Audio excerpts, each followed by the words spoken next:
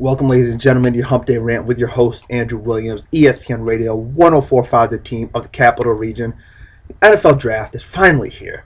All this excitement, all the talk about it, they pushed it back 2 more weeks, and can you believe it? It's finally here.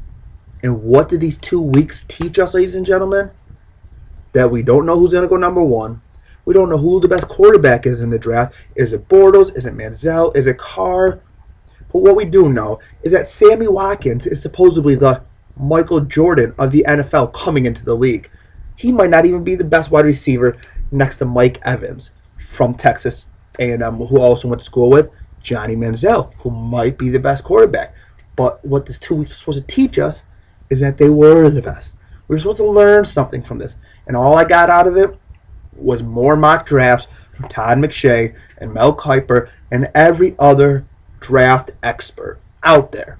We didn't learn much about it at all. 2 weeks wasn't needed. Supposedly there was a mix-up with Radio City, whatever. It's just more money the NFL is trying to make, the crime lord that they are. Okay, that was my spiel about that real quick.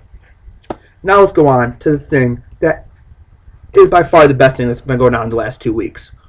These 2 weeks, all they did is gave me time to enjoy the NBA playoffs. First round NBA playoffs are complete.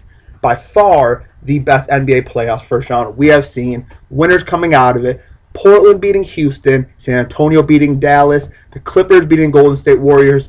Yeah, I'm not going to Don Sterling again. We went over that last week. Oklahoma City pulling out a tight one against Memphis. Wow. Interesting. All the top seeds came out with it. Yes, I know you're thinking they should. They're the better teams. Collusion. I tell you, collusion. Memphis has Randolph suspended for Game 7 for a quote-unquote punch, which was not a punch. He did push the guy a little bit, push in the face a little bit. This is true. Clippers, hold on Sterling thing, understand. No collusion there. They were the better team than Golden State Warriors, whose coach just got fired, Mark Jackson. I'll get onto that in 1 minute. San Antonio Spurs and the Dallas Mavericks. Duane Blair was suspended Game 5 after going off on him during Game 4 for supposedly kicking Tiago Splitter in the head. It was not much of a kick. He did move his foot towards him, but it was not a kick, and it did not warrant a suspension. The technical fouls, I don't like them. They all go towards the better team.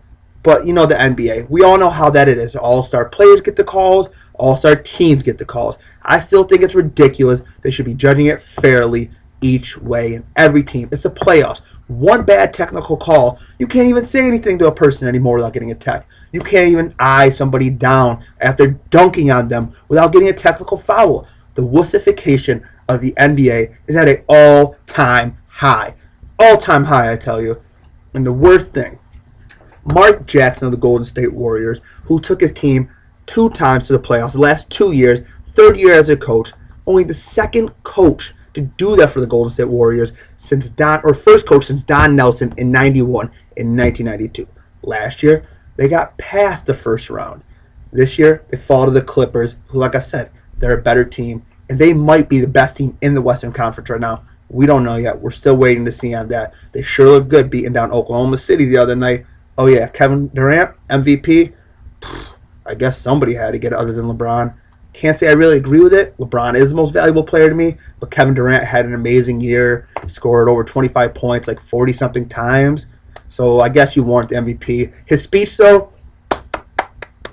magnificent. Love the speech. Very emotional. Each player he gave recognition to. But all right, I got off track there. Back to Mark Jackson. Mark Jackson is one hell of a coach. Brought a crappy franchise back up to looking good. A contender in the Western Conference. The Western Conference. Hardest conference maybe in all sport leagues. And he had him going to the second round last year. Being a contender this year. Over 50 wins this year. Getting more wins each year with a team. And he gets fired. I don't understand it. But you know who this should be good for? The New York Knicks. Your New York Knicks, Capital Region. This is your guy you want. Mark Jackson. He's born in Brooklyn. He played college basketball at St. John. He was drafted by the New York Knicks and won Rookie of the Year in 1988. What else you want? Phil Jackson. I know you want this puppet. You want to play with Steve Kerr's strings. But that's not the guy you want. He's never been a coach. He's not proven.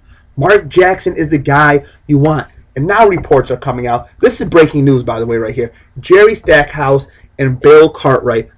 Jerry Stackhouse, we all know, just retired a couple years ago, bounced around the league, was supposed to be an amazing player, got a lot of injuries, Grant Hill type style player.